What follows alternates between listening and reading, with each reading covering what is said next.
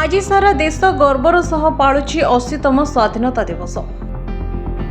ଏହି ଅବସରରେ ବଲାଙ୍ଗୀର ଜିଲ୍ଲାର ପାଟନାଗଡ଼ ସମେତ ଖପ୍ରାଖୋଲ ଓ ବେଲପଡ଼ା ବ୍ଲକରେ ମହାସମାରୋହରେ ପାଳିତ ହୋଇଯାଇଛି ସ୍ୱାଧୀନତା ଦିବସ।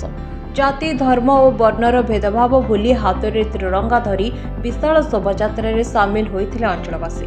ଅଞ୍ଚଳର ସମସ୍ତ ସରକାରୀ ଓ ବେସରକାରୀ କାର୍ଯ୍ୟାଳୟରେ ତ୍ରିରଙ୍ଗା ଉତ୍ତୋଳନ କରାଯିବା ସହ ବୀର ଶହୀଦମାନଙ୍କୁ ଶ୍ରଦ୍ଧାଞ୍ଜଳି ଅର୍ପଣ କରାଯାଇଛି। ଛାତ୍ରଛାତ୍ରୀଙ୍କ ମଧ୍ୟରେ ଦେଶପ୍ରେମ ଉଦ୍ରେକ କରିବା ପାଇଁ ବିଭିନ୍ନ ସାଂସ୍କୃତିକ କାର୍ଯ୍ୟକ୍ରମ ଏବଂ ଖେଳକୁଦ ପ୍ରତିଯୋଗିତା ଅନୁଷ୍ଠିତ ହେବା ସହ କୃତି ପ୍ରତିଯୋଗୀଙ୍କୁ ପୁରସ୍କୃତ କରାଯାଇଥିଲା। ଦେଶର ଗର୍ବ ଓ ଗୌରବର ପ୍ରତୀକ ତ୍ରିରଙ୍ଗା ତଳେ ଭାରତ ମାତା କି ଜୟ ସ୍ଲୋଗାନରେ କମ୍ପି ଉଠିଥିଲା ପୁରା ପରିବେଶ। ଏହି ଜାତୀୟ ଉତ୍ସବରେ ଖପ୍ରାଖୋଲ ଥାନା ଅଧିକାରୀ ନରେନ୍ଦ୍ର ଛତ୍ର ଯୋଗଦେଇ ଦେଶପ୍ରେମର ବାର୍ତ୍ତା ରଖିଛନ୍ତି। Bureau report, PTV।